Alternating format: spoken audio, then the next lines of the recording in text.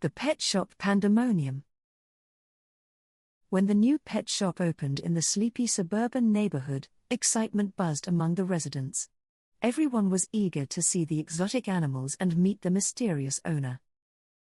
Ethan, the neighborhood dog lover, couldn't wait to check it out. With his trusty beagle, Max, by his side, he headed to the pet shop on the bustling Main Street.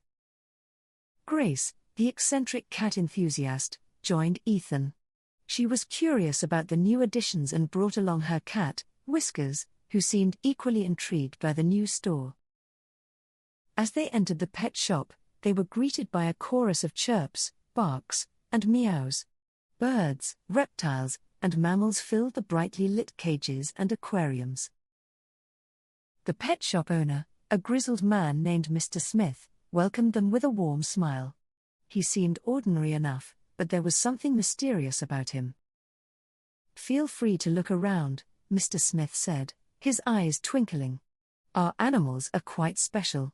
Ethan and Grace exchanged puzzled glances but continued exploring. In the corner, a parrot squawked loudly, reciting what sounded like classified government secrets. "Operation Alpha. Top secret files." It screeched, causing heads to turn. Ethan chuckled. "That bird's got quite the imagination," he said. Grace, however, looked suspiciously at the parrot, jotting down notes in her trusty notebook. Nearby, ferrets darted around their enclosure, seemingly playing pranks on each other.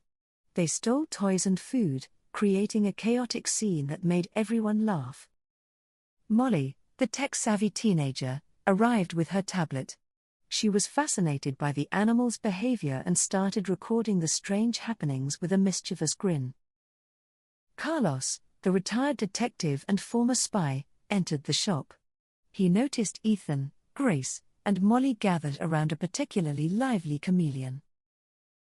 The chameleon, perched on a branch, changed colors rapidly. It caused hilarious misunderstandings as customers tried to find it among the leaves and branches.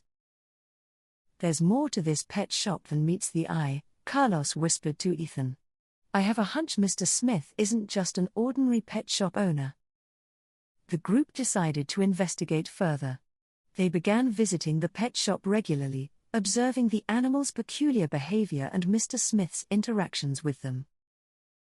One day, Ethan discovered a secret room behind a bookshelf in the shop. It was filled with surveillance equipment and stacks of classified documents. "Mr. Smith is a retired spy," Ethan exclaimed. "He's using the animals to gather intelligence on his former colleagues. No wonder they're so unusual." Grace gasped. "We need to stop him," she said. "But how do we expose his plans without causing a panic in the neighborhood?" Carlos suggested they gather evidence discreetly. They began documenting the animals' behavior and Mr. Smith's activities, using Molly's gadgets and Grace's snooping skills. The pets played their part too. The parrot continued reciting secrets, the ferrets staged pranks, and the chameleon caused delightful confusion among the customers. One evening, a capuchin monkey escaped from its cage, creating a frenzy in the neighborhood. It swung from trees and rooftops, evading capture with ease. The group realized this was their chance to expose Mr. Smith. They followed the monkey, hoping it would lead them to more clues about the pet shop's true purpose. The monkey led them to Mr. Smith's house, where they found more surveillance equipment and incriminating documents. It was clear he was up to no good. "We need to act fast," Carlos said. "Mr. Smith is planning something big, and we have to stop him before it's too late." They decided to confront Mr. Smith at the upcoming neighborhood block party. It was the perfect opportunity to reveal his secrets in front of everyone. The day of the block party arrived. The streets were lined with decorations, food stalls, and excited residents. The group prepared for the showdown. Ethan, Grace, Carlos, and Molly gathered their evidence and planned their approach. The animals, sensing the tension, seemed unusually quiet and focused. As the party reached its peak, Ethan took the stage. "Ladies and gentlemen," he began, "we have a startling revelation about our new pet shop owner." The crowd fell silent, all eyes on Ethan. He explained their findings, revealing Mr. Smith's spy background and his use of the animals for intelligence gathering. Mr. Smith tried to deny it, but the evidence was undeniable. The parrot's secrets, the surveillance equipment, and the documents all pointed to his espionage activities. The neighbors were shocked but grateful for the group's bravery. They demanded answers from Mr. Smith, who finally confessed to his secret life. "I retired from the spy business years ago," Mr. Smith admitted. "But I couldn't let go of my old ways. The animals were my eyes and ears." The group felt a mix of triumph and sympathy. They realized Mr. Smith's intentions weren't entirely malicious, but he had to be held accountable. The neighbors decided to forgive Mr. Smith on the condition that he stop his spying activities and return the animals to their rightful owners. Mr. Smith agreed, grateful for the second chance. The animals were reunited with their owners, bringing joy and laughter back to the neighborhood. The group received accolades for their detective work. Ethan, Grace, Carlos, and Molly became local heroes, their bond strengthened by their adventure. The pet shop was transformed into a regular, friendly store. Mr. Smith, now retired from spying, focused on caring for the animals and helping the community. The neighborhood returned to its peaceful, picturesque state. The quirky residents, hidden secrets, and bustling Main Street remained, but with a newfound sense of unity. Ethan continued to lead the neighborhood detective agency, using his knack for deciphering animal behavior to solve smaller, everyday mysteries. Grace's collection of quirky gadgets grew, each one holding a story from their adventure. She became known as the neighborhood's go-to for solving peculiar problems. Carlos, though retired, enjoyed mentoring the younger detectives. His knowledge of espionage tactics came in handy, and he relished the excitement. Molly, inspired by their adventure, pursued her passion for robotics and gadgets. She created devices to help with animal care and even built a robotic assistant for Mr. Smith. The parrot, now a local celebrity, continued to entertain with its recitations. It became a symbol of the adventure and the power of community. The ferrets, no longer playing pranks, settled into their new homes. They brought joy and laughter, reminding everyone of the chaotic but fun times.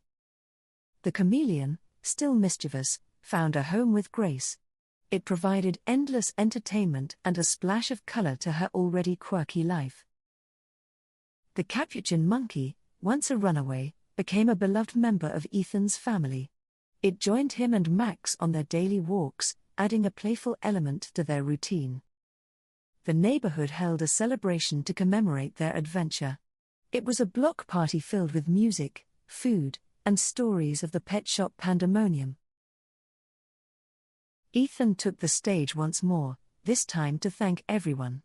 "We couldn't have done it without each and every one of you," he said. "Here's to many more adventures." The crowd cheered, raising their glasses in a toast. The sense of community was stronger than ever, and the bond between the neighbors was unbreakable. The pet shop Pandemonium became a local legend, a story passed down through generations. It was a reminder of the power of teamwork and friendship.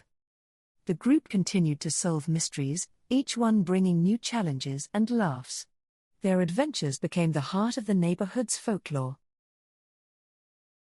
The animals thrived in their new homes, their antics a source of joy and entertainment.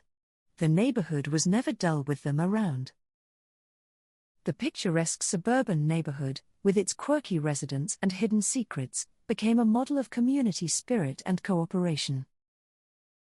The bustling Main Street, lined with quaint shops and cafes, was a testament to the neighborhood's resilience and charm. The bond between pets and their owners grew stronger. The adventure had shown everyone the importance of understanding and caring for their furry friends. The humorous side of amateur sleuthing brought the neighbors closer. They learned to laugh at their mistakes and celebrate their successes together. The adventure had ended, but the memories remained. The neighborhood was a happier, more vibrant place because of the pet shop Pandemonium. Ethan, Grace, Carlos, and Molly looked forward to their next adventure. They knew that whatever came their way, they could face it together.